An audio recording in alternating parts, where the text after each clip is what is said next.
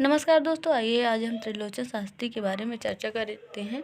तो इनके जीवन परिचय के बारे में चर्चा करेंगे। उत्तर प्रदेश के सुल्तानपुर जिले के कटघरा चिरानी पट्टी में जगरदेव सिंह के घर में 20 अगस्त 1917 ईस्वी को जन्मे त्रिलोचन शास्त्री का मूल नाम वासुदेव सिंह था। उन्होंने काशी हिंदू विश्वविद्यालय से एमए अंग्रेजी से की तथा लाहौर से संस्कृत में एमए किया। उत्तर प्रदेश के सुल्तानपुर जिले के छोटे से गांव से बनारस विश्वविद्यालय तक अपने सफ़र में उन्होंने दर्जनों पुस्तकें लिखी और हिंदी साहित्य को समृद्ध किया। शास्त्री बाजारवाद के धुर विरोधी थे।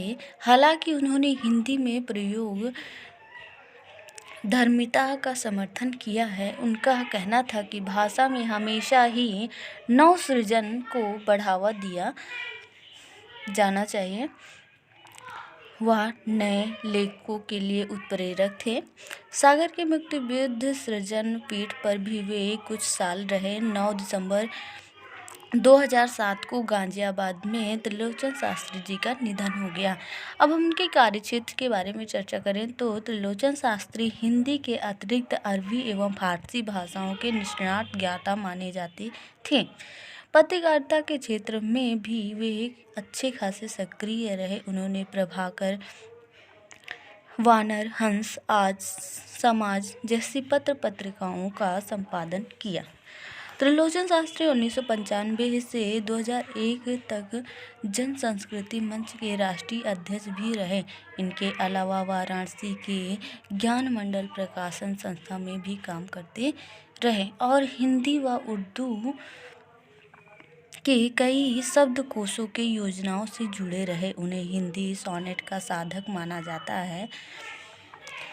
उन्होंने इस छंद को भारतीय परिवेश में ढाला और लगभग 550 सोनेट की रचना की। इसके अतिरिक्त कहानी, गीत, गज़ल और आलोचना से भी उन्होंने हिंदी साहित्य को समृद्ध किया। उनका पहला कविता संग्रह धरती 1945 में प्रकाशित हुआ था। गुलाब और बुलबुल, उस जनपद का कवि हूँ और ताप के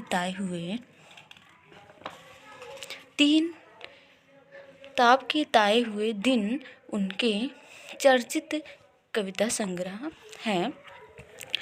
दिगंत और धरती जैसी रचनाओं का कलमबद्ध करने वाले त्रिलोचन शास्त्री के 17 कविता संग्रह प्रकाशित हुए। आइए अब हम उनके समालोचना या काव्यगत विशेषताओं के बारे में चर्चा करें तो त्रिलोचन शास्त्री ने भाषा शैली और विषय वस्तु सभी में अपनी अलग छाप छोड़ी। त्रिलोचन ने वही लिखा जो कमज़ोर के पक्ष में था। वो मेहनत और दबे कुचले समाज की एक दूसरे से आती आवाज़ थी। उनकी कविता भारत के ग्राम और देहात समाज के उस निम्न वर्ग को संबोधित थी जो कहीं दबा था, कहीं जग रहा था, कहीं संकोच में पड़ा था। उस जनपद का कवि हूँ जो भूखा दुखा है, नंगा है, अनजान है और कला नहीं जानता। कैसी होती है वह, क्या है वह नहीं मानता। त्रिलोचन ने लोक भाषा, अवधी और प्राचीन संस्कृति से प्रेरणा ली। इसलिए उनकी विशिष्टता हिंदी भाषा की परंपरागत धारा से जुड़ी हुई है। मज़ेदार बात यह है कि अच्छी बात यह है कि अपनी परंपरा से इतने नज़दीक से जुड़े रहने का कारण ही उनमें आधुनिकता की सुंदरता और सुवास थी। प्रगतिशील धारा के कवि होने के कारण त्रिलोचन मार्क्सवादी चेतना से संपन्न कवि थे, लेकिन इस चेतना का उपयोग उन्होंने अपने ढंग से किया है। प्रकट रूप से उनकी कविताएं वाम विचारधारा के बारे में उस तरह नहीं कहती जिस तरह नागार्जुन या केदारनाथ अग्रवाल की कविताएं कहती हैं। त्रिलोचन के भीतर विचारों को लेकर कोई बड़बोलापन भी नहीं था।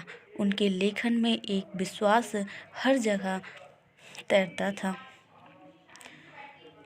कि परिवर्तन की क्रांतिकारी भूमिका जनता ही निभाएगी जैसे कविता के तमाम माध्यमों में लिखा, लेकिन सोनेट के लिए वह सोनेट के कारण वह ज़्यादा जाने गए हैं। सोनेट का यहाँ अर्थ है चतुष्पदी। वह आधुनिक हिंदी कविता में सोनेट का जन्मदाता भी माने जाते हैं।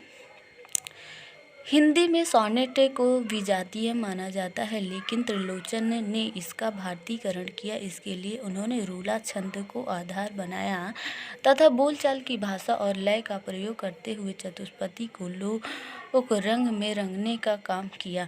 इस छंद में उन्होंने जितनी रचनाएं की संभवतः स्पेंसर, मिल्टन और शेक्सपियर जैसे कवियों ने भी नहीं की। सोनेट के जितने भी रूप वेद साहित्य में किए गए हैं, उन सभी को त्रिलोचन ने अपनाया है। आइए अब हम इनके पुरस्कार के बारे में चर्चा करते हैं। त्रिलोचन शास्त्री को 1989 से 90 में हिंदी अकादमी ने सलाका सम्मान से सम्मानित किया था। हिंदी साहित्य में उत्कृष्ट योगदान के लिए उन्हें शास्त्री और साहित्य रत्न जैसे उपाधियों से सम्मानित किया जा चुका है। 1982 में ताप के ताए हुए दिन के लिए उन्हें हिंदी साहित्य अकादमी का पुरस्कार भी मिला था। इसके अलावा उन्हें उत्तर प्रदेश हिंदी समिति पुरस्कार, हिंदी संस्थान सम्मान, मैथिली चरण गुप्त सम्मान, सलाका सम्मान, भवानी प्रसाद मिश्र राष्ट्रीय पुरस्कार, सुलभ साहित्य अकादमी सम्मान, भारतीय भाषा परिषद सम्मान आदि से उन्हें सम्मानित किया गया। आइए अब उनकी प्रकाशित कृतियों के बारे में चर्चा करें तो उनकी प्रकाशित कृतियाँ हैं धरती, गुलाब और बुलबुल, दिंगत, ताप के ताए हुए दिन, शब्द, उस जनपद का कवि हूँ, स्थान, तुम्हें सौंपता हूँ, मेरा घर, चैती, अनकहनी भी कुछ कहनी है, जीने की कला की कहानी संग्रह, देश काल, डायरी है, दैनंदिनी। तो हमारा वीडियो यहीं पे समाप्त होता है। अगर हमारा वीडियो पसंद आया तो प्लीज़ लाइक और शेयर करना ना भूलें। न्यू है तो सब्सक्राइब करें। जय हिंद, जय भारत।